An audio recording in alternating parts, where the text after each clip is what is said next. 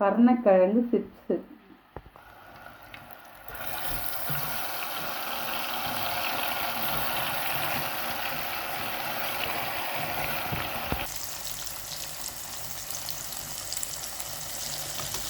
கருணக்கிழங்கு சிப்ஸு பாருங்கள், சூப்பராக இருக்கும். சிம்பிளாக செஞ்சாலும் டேஸ்ட்டாக இருக்கும். நல்லா வறுவலாக எடுத்துக்கலாம்.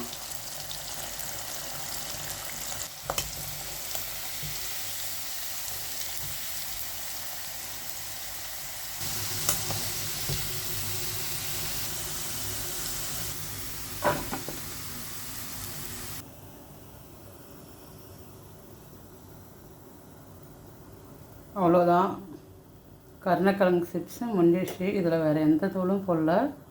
உப்பு, மஞ்சத்தூள், காஷ்மீர் சில்லி போட்டு நல்லா கொஞ்சம் 10 நிமிஷம் ஊற வச்சுட்டு அப்படியே போட்டு கருவேப்பிலை போட்டு பொரிச்சிட்டேன். அவ்வளோதான்,